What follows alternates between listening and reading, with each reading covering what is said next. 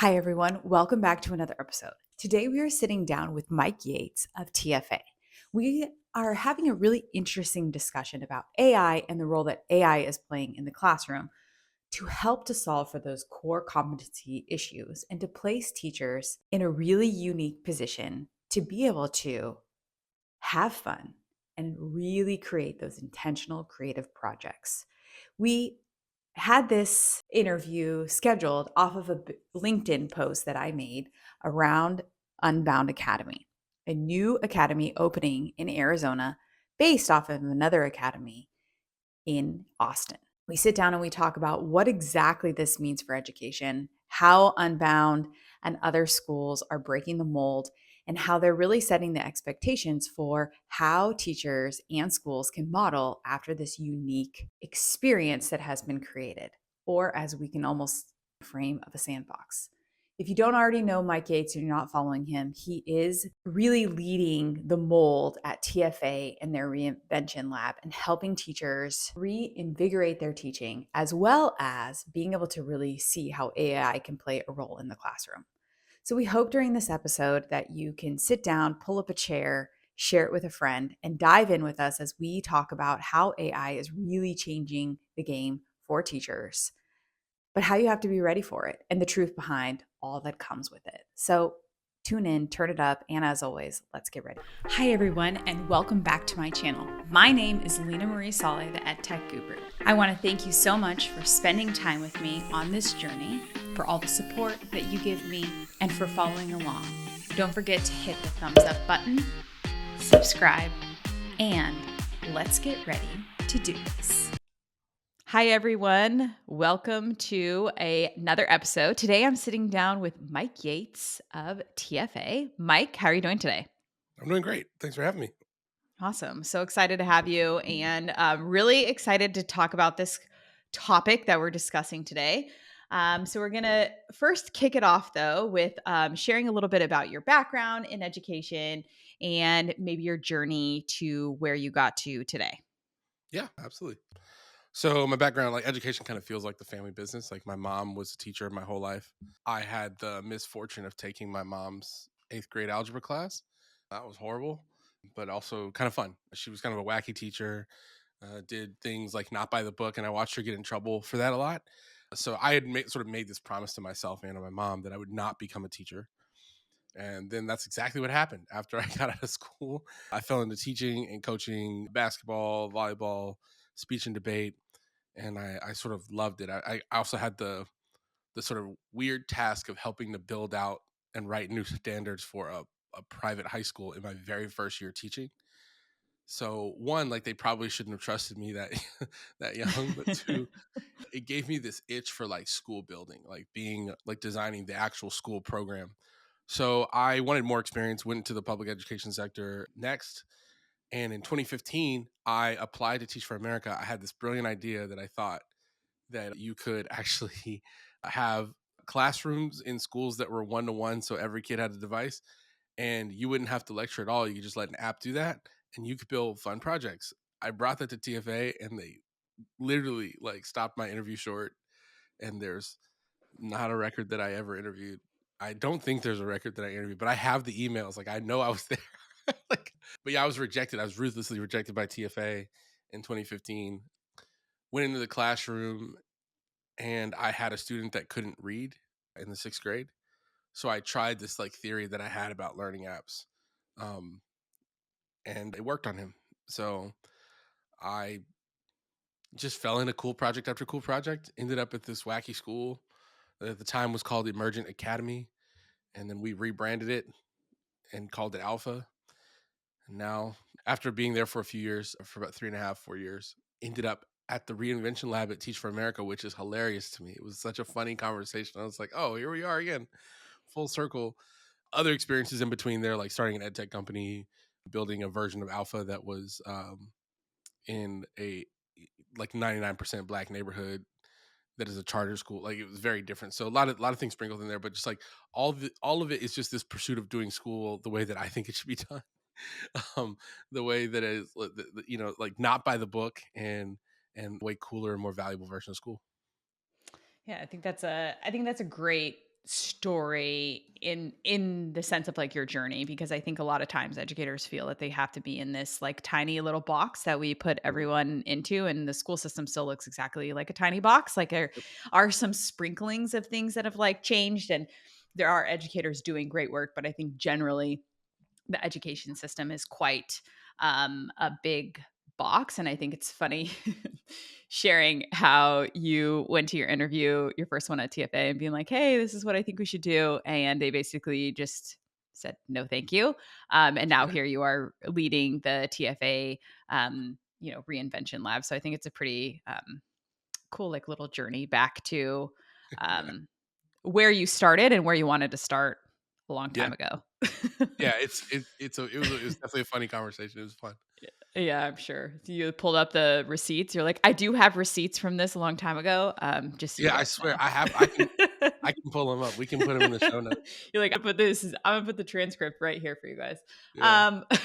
So I think that's really great. And how we kind of decided to jump on or kind of record this interview is that I did a little post about Unbound Academy in Arizona, and that's a school that is specifically using what they're saying AI to do most of the core content and competencies. And teachers are just kind of hanging out as like coaches. And it kind of sparked a debate along a lot of people sending me even DMs being like, oh, that's so crazy. But I don't think it's so crazy. So I think I'd love to dive in because it was really modeled after Alpha School. And so I'd like to talk a little bit, or you share a little bit about um, what Alpha School does and kind of what the like involvement level that you had with creating that make more being that like app based driven AI Yeah. to kind of replace, not replace, but kind of fill those roles of where we don't necessarily need teachers, I think. Yeah. So first, again, in the same like vein of like receipts, anybody can scroll backwards on my LinkedIn profile and you can find that there was one point in the world where I was the only person talking about alpha in public. Like I literally have a TED talk that you can go find that is about alpha. So Which we'll link in the show yeah, notes. yeah. So I was basically like on the founding team of what is alpha. Like I this has been a theory that I have been toying with before I showed up there because I like stumbled my way into it. Like I was just a teacher who like I was teaching world cultures and all I knew was that like that there were multiple teachers that had failed this one student who had made it to the 6th grade and he couldn't read. So I never taught anybody how to read in my second year of teaching. So I literally went home and Googled it and I found Newsella. And I was running my class, doing my thing. He's in the back of the room on the computer using Newsella. So it wasn't that he didn't need a teacher. It was that he needed consistent practice day after day. Like practice that wasn't gonna quit on him or change on him or anything like that. So yeah, so I've been tinkering around with this for a long time, for over 10 years. My first like the thing that I was sort of brought to Alpha to do was I was brought there to build a public speaking program with no human feedback, which today that seems not crazy, but at the time it seemed like I don't know. Surprising. Yeah, Yeah. it seemed very surprising. And for Yeah. me, I have an extensive public speaking background. But I fully believed it was true. Like, as a matter of fact, there were people that were working at Alpha that didn't believe that we could do that. And I was like, totally can do it. So we leaned heavily on this app called Orai, Orai. Today they still exist. It's the only school they've ever worked with. Most of their clients are Fortune 500 companies. And we did. We built a public speaking program with our own version of TEDx Kids at the end of it, where there was no human feedback. The only human feedback that you got was at the very end of the process, which came from me. Um, so like time and time again while we were at Alpha, so we validated this hypothesis that you could replace direct instruction with adaptive learning software. But at the time, Gen AI was not in the lexicon. It was machine learning and it was adaptive learning software. So it wasn't as clickbaity. There was this belief at the school that we should build in stealth and not tell anybody about what we're doing because like we didn't know if it worked. But this is also the same time where I was like, no, like this is like we owe it to the field. So I just went off on my own and established my entire LinkedIn presence around like this version of innovative education. And so it's funny because I'm not going to call any names, but there are people who I'm watching cape for this model that I literally have screenshots of my arguments with them where they said it wasn't valuable years ago. Whoa. So this is like it's killing me. This like I don't know The what camera. what my camera's doing. Let me see if I can turn that off somewhere. Oh, there we go. So yeah, so basically what we were doing at Alpha was it was this large experiment to figure out like if you really could say no lecture. We're going to cut the lecture middleman out. All you're going to do is you're going to use adaptive learning apps for math, science, literacy, and we tried some writing experiments, but so writing was tough. So for your Yeah. core academic subjects, you'll use adaptive learning software. We figured out that if you're using the map standardized test, about 25 minutes per day equates to about an 8-point bump in your growth over time, on your maps standardized test score. But what we tested this for full school year. At the end of year one, where we decided like this is official year one, we looked at the numbers and the growth metrics were through the roof. Every metric we cared about was super high. When the pandemic hit, like at a time where like the school world was suffering, every metric we cared about skyrocketed because the combination of powerful technology with trusted human being in the room. See, this is the story that's not being told right now. Hmm. Like, for example, we have these workshops. So first half of the day, you're doing apps. The second half of the day, it is incumbent upon the adult in the room to build a workshop that is so valuable that kids love so much that it justifies the pain of doing academics and listening to Sal Khan's voice. Like it justifies that pain. They look forward to the afternoon. Beyond that, like we ran a test where V1 of workshops were where we would bring in people from the outside. So we're like, oh, this dude, he's an expert in samurai art, so he's gonna come do and it was very short lived because kids were like, well, Mike's here all day. I would rather him just lead a workshop. So like I was part of building the first suite of workshops, right? So I built these crazy workshops like we're gonna flip stuff on eBay and learn about financial literacy that way, right? But like that was the sauce of what Alpha is. So now, I mean, I guess we'll get into it, but like that's basically what we're doing. It's like a creative way to reorganize the school day. Apps in the morning, super exciting, valuable life skills projects in the afternoon. Yeah, I think that's great. Not that I did specific like app-based learning. We did in a sense when we were one of the first like nationally recognized like STEM schools, and we were part of Mm, like writing the curriculum, and so we started to flip the classroom, which at that time was yep. crazy. People just thought it was nuts. Like kids cannot learn this way, they cannot do it. And it wasn't that the students were doing the flipped learning at home. They were doing the flipped learning in the classroom where it was, providing for them that like consistency, but also gave me the opportunity for when kids were not reading at grade level, or I had the opportunity to do some more intentional work with them. And I think exactly what you're saying is you can see the increase in their achievement level when you're able to do these types of things. And then we started bringing in project, real world, kind of like what you're saying, workshops, but real world based learning where these were second graders and they just kind of surprise you with what they're able to do. So Mm, I think when people think that teachers are taking this back seat and they're not actually part of the room, what the teachers are so masterful in doing is creating these new experiences for students to bring in real world application, because that's the key, the real yep. world application of learning, like flipping something on eBay, something that's applicable to what their life is. Because honestly, the kids that are coming out of school today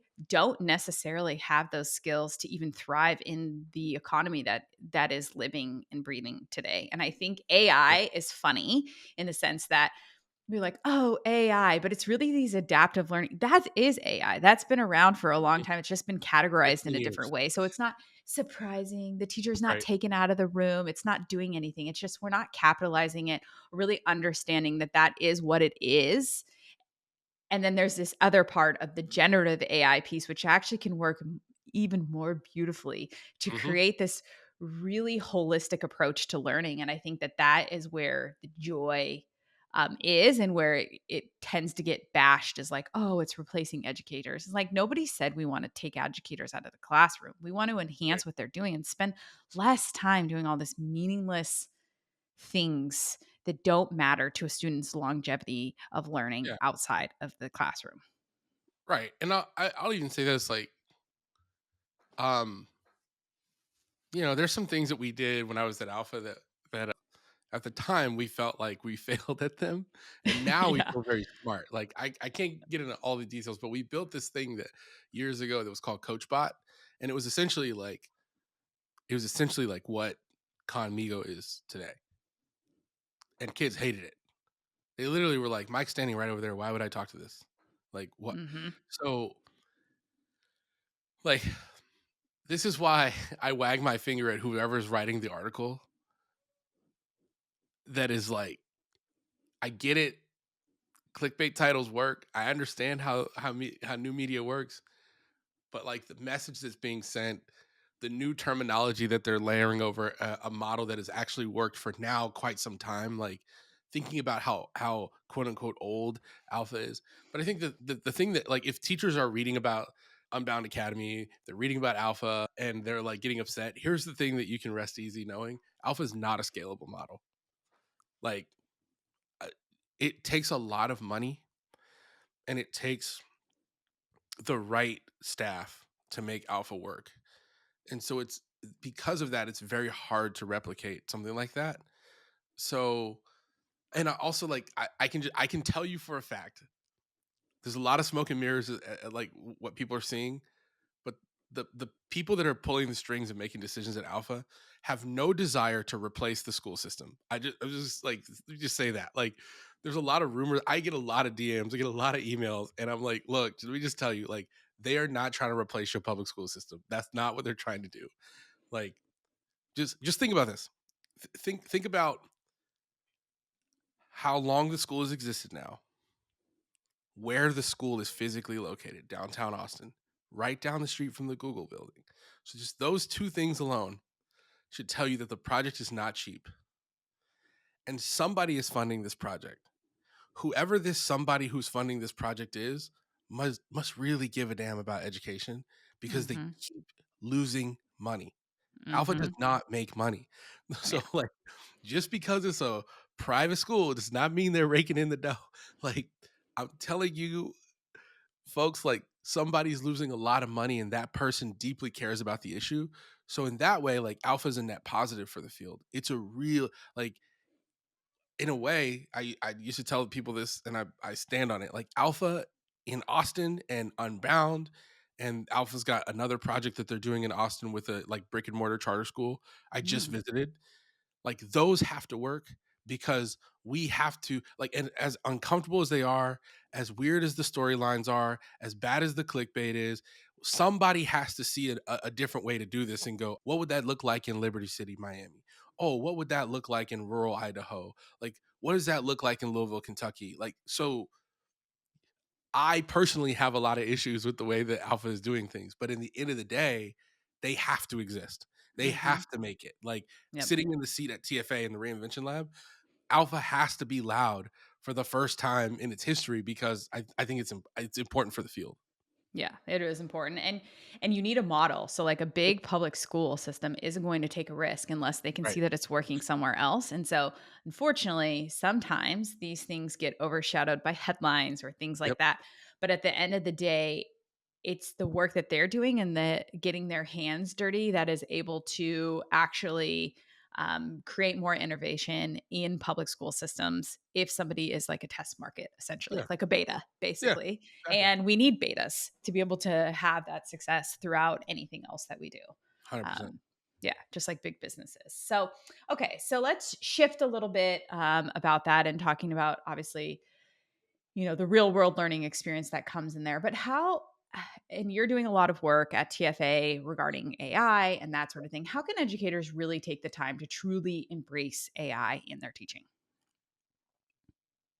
I'll say, I think my answer to that question is that I think that's like the field has to make it easier for educators to do so. Like, there's this, I just think the conversation around professional development has become very strange because there are two things that are true at the same time. One of them is that teachers do need to seek out professional learning experiences that are beyond what they know. But I also understand how hard that is because, like, I've taught in a Title One public school where you have no time. I've taught in a charter school, a no excuses charter school where you have no off periods and where you're in that building from 6 a.m. until 5 p.m. and you get off and you have nothing left. Certainly, you don't want to go sit through some online boot camp. I understand that. So that is what drives me actually in the work that we do in the lab, is not just to throw resources at teachers, but to come and sit in front of you and sit next to you and create an experience that demystifies AI and put a tool in your hand so that you can learn to use that tool. And what I'm spending the next like 6 months to a year on is figuring out what the learning journey is and like how many times do I need to insert myself in that learning journey to where a teacher feels like from day 1 to day X that they can like pick up that tool and really go benefit. So like we're running tests with like Idea Public Schools. Gonna start doing some tests in like Detroit and some other places to figure out like is it 3 months that we need to be with you? Is it hybrid? Is it all in person? Is it all virtual? And once we figure that out, like, so I'll say there's a bit of an arms race going on with like the education AI in that space. And I decided to sort of like for our team, for all intents and purposes, we're going to exit the race. And what I mean by that is like not that we're not going to offer professional development, but that we're just going to do it our way. And there's also a very significant startup that closed down that I'm just like announcing to the world that like I am very sad that they closed down, but it's called Build Space. And Build Space it was basically the place where anyone comes to work on a project that they care about. And they Mm. set up these like very beautiful social media pages, these very like funny and edgy videos. Their videos are still up on YouTube, but they would host these workshops like, hey, here's how to break into advertising. And they would live stream the workshop like while they're doing it for the in-person audience. They created this large global community of people that were trying to learn and grow and build new projects together.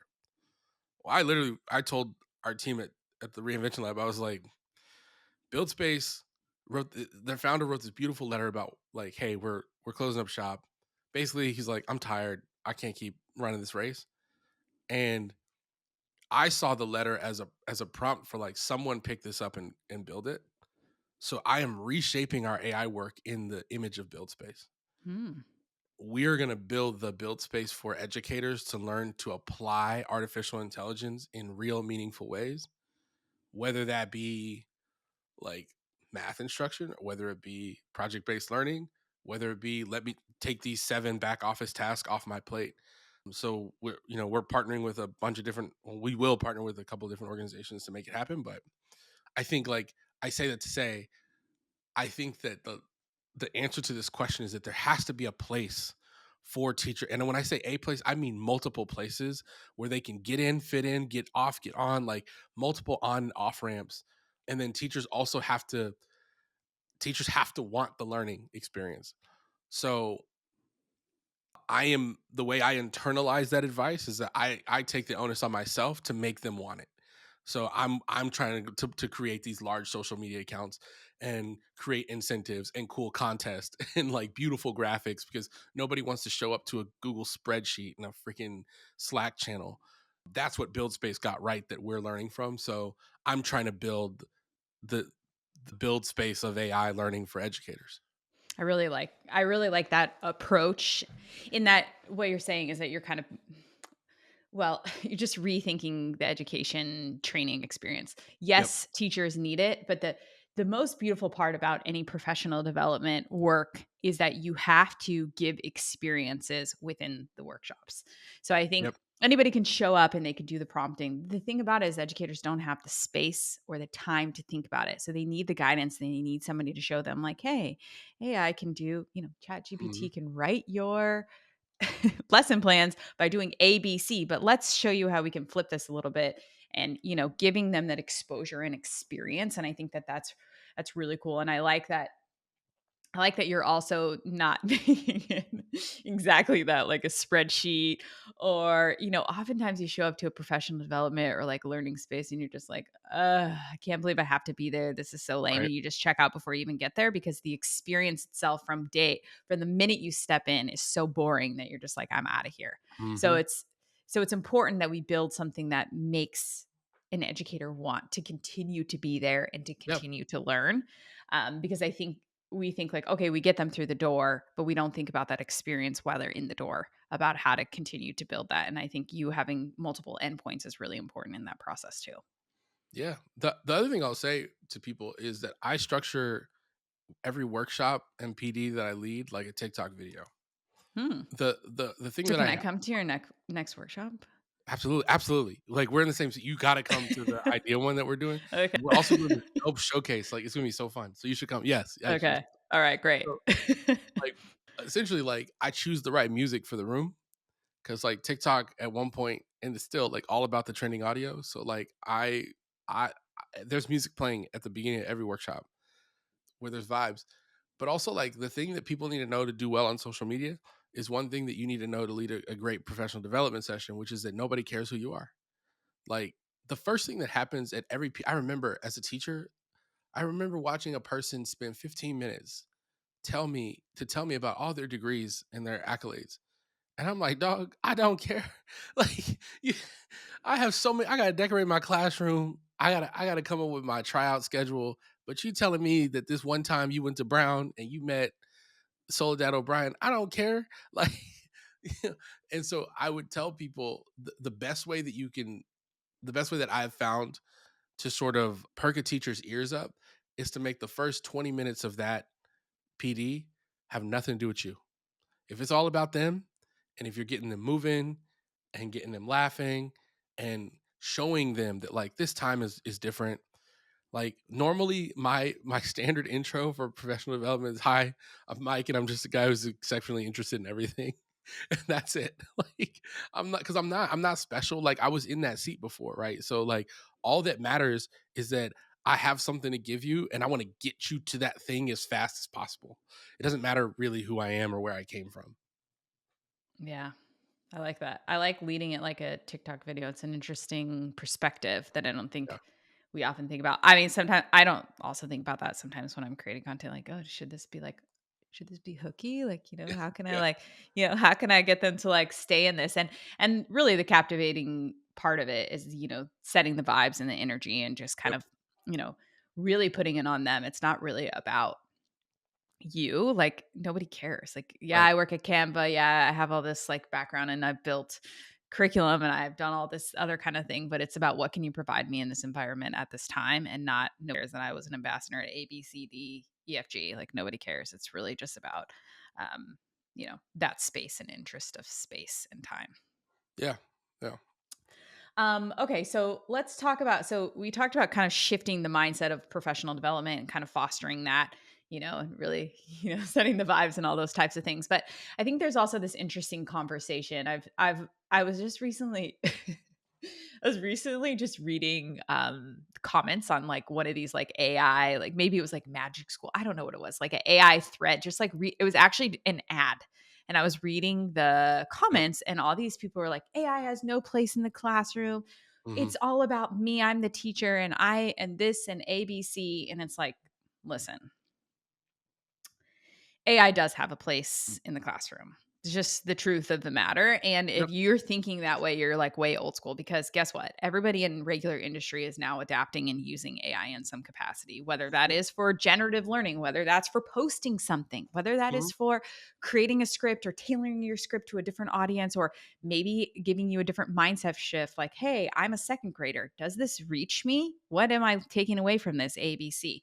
So I think if you're already there, you probably need to rethink some things and you need to probably take a deep breath and be like, how can I embrace this? Because this is the world that our students will be living in. In fact, the technology is it's so crazy to think about where ChatGPT started, right? Oh And man. like Yeah. these conversations to what it is doing right now is insane in just a small blip of time. So if we think about it, our technology, I'm sure you're like me. We had dial up, where like somebody would call and kick you off the phone. And so you didn't really have access to technology. Hmm. Um, our caretaker that helps to take care of our son, she doesn't even probably never went to the library to do research, right? Like that's just Right. the reality of it. And kids won't. What are they going to go to the library for? They don't care. They don't need to go to the library. They don't need to research that way. And Right. unfortunately, or fortunately, AI will be that person who feeds them and spoon feeds them the research that they need. So, how do we feel that AI do we think AI is going to replace teachers, or what like way do we see that it's going to evolve the classroom? Yeah. I think the school system is unfortunately too stubborn for AI to replace teacher. That's why, like, going back to the alpha conversation, I've been telling people, like, you can be as mad as you want to, but like, trust me, as a person who tried to scale that model to other cities, like Houston is a great example. We tried to come to Houston, and these parents were like, "Excuse me, my family has been at St. John's for 7 generations. We don't care what this new," so they, like, I think the school system is resilient enough. I also Mhm. think that, like, replacing teachers with AI is very, very expensive. So unfortunately, there's no way that the majority of the school system would spend that much money on our children. Even though it's a very sad statement to say, I think it's true. But I also think that, like, I hope in the future that AI transforms the role of the teacher, that the teacher does start to move into, honestly, the most powerful place you can move into. I'm having this conversation in the DMs, in LinkedIn DMs, with this high school student named Aaron Wu. Aaron is actually one of the most exceptional people in the world. Like, he is worth the follow on LinkedIn. You guys should follow him. He'll I'll post about, throw like, those how, down. Yeah, I'll throw yeah, that down in the show like, notes. Yeah. he'll post about how he's convincing his friends to run a mile every day with him, or like whatever. Just like, so he and I are having this conversation about the role of AI in discussion based learning, Mm. and like what, like, he didn't know that there was. I told him, it was like, when I was a regular classroom teacher, I never lectured, and I used this discussion format where we would sit in a circle and we would debate about things, and we would start by debating about, like, Rihanna or Taylor Swift, and I would break down how, like, Rihanna is the top selling female artist in the history of music in America. Many people don't know that. And like, she's made more money from her business exploits and music. Like, and like, my students would be like, "What? I didn't know that." Right. So they'd be like Team Riri in my classroom. And then we would move to, like, well, this was back when it was hot. So we were like, should Colin Kaepernick be kneeling on the field? And that would take us to, like, was the Civil War about states' rights? So we would have these, like, series of discussions, and they thought, like, "Oh, you're so good at guiding us through these discussions." But then I would write down and I would go back and show them, like, "No, actually, I didn't ask that question about the Civil War. That was Sarah on this date." And they were like, "Oh, Sarah, you're a genius." Like, so it brought them together. But I'm like, what if there was an AI at all times that was doing that? Mhm. Right. And like, it would give them that info in live time and show them at the end of every class period, like, "Hey, look, here's where Jake took us today. Hey, here's where this person took us today." As a matter of fact, there is an AI that does that. It's called breakout learning. like like it's actually fantastic. But, like, I think that, I hope that AI in the classroom starts to transform the role of the teacher, to where this is gonna, for some teachers, you're not gonna accept this. But I think that the hierarchy in the classroom should be more flat, Mm. not completely flat, because as an adult, you know more about the world than any 14-year-old, any 9-year-old.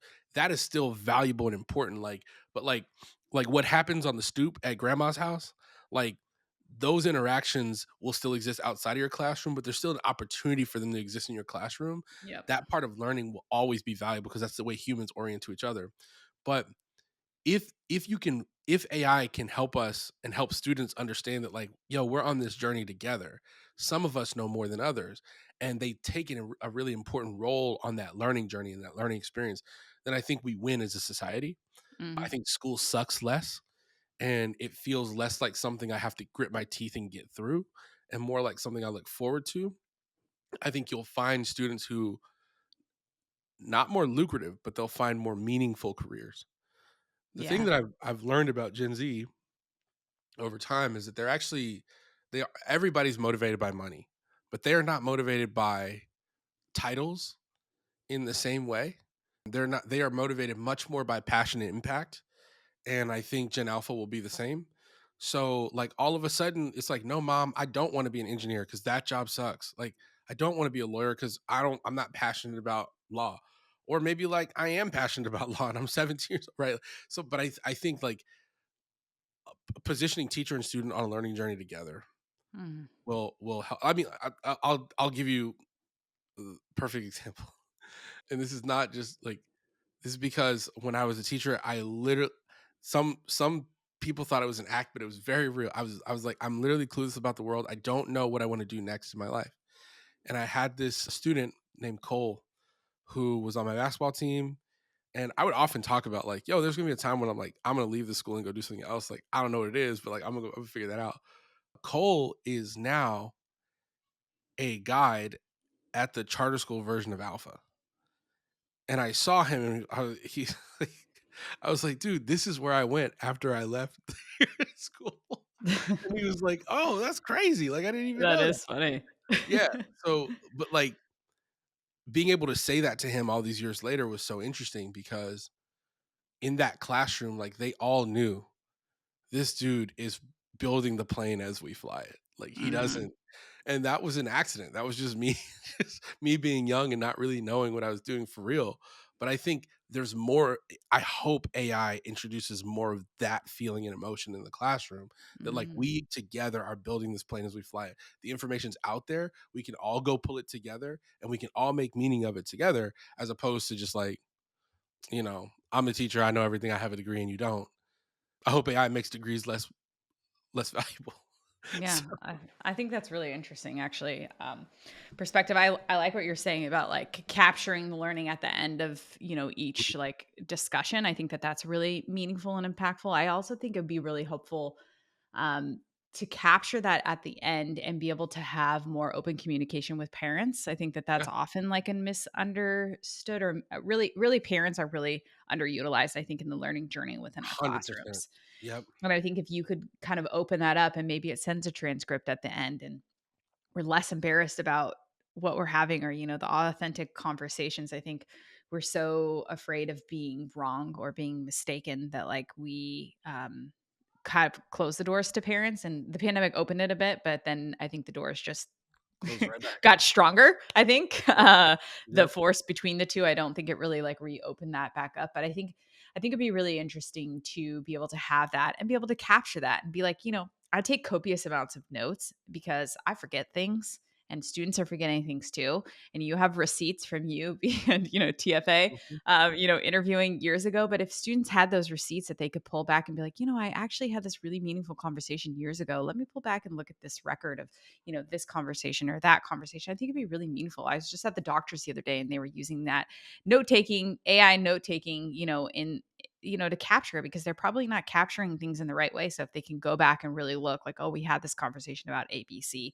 a long time ago, I think that can really change things. And I think what teachers are so afraid of, and I think it's scary to not be the main point of information, but at the end of the Yeah. day, students can just get information way quicker than they ever could. So you probably would do best to kind of step back and be like, let's learn this together. I might not know everything. And you can't Yeah. know everything. That's just the reality. I don't know things. You don't know things. Everybody doesn't know things. And sometimes my my 10-month-old son can show me something on my a reaction that I never even knew existed on like FaceTime in like 2 seconds. And like, I'm Mhm. like, oh wow, you're teaching me something. That's cool. Not intentional or purposeful, but like I think we have to like really rethink that. And teachers are needed. There's never not going to be a need for an educator to be in a space with students Right. because you need to Exactly. guide them and really become partners in the learning together. And I think that's really important of what you're saying there. So Yeah. I mean, I, yeah. I think there's also another thing that another point that's sort of like in what you said there that I think a lot of people are missing right now is that I think AI has the potential to bring back the joy of teaching. Yes. Yes. Like Exactly. if you ask every teacher what's the worst part of your job, they will tell you lesson planning.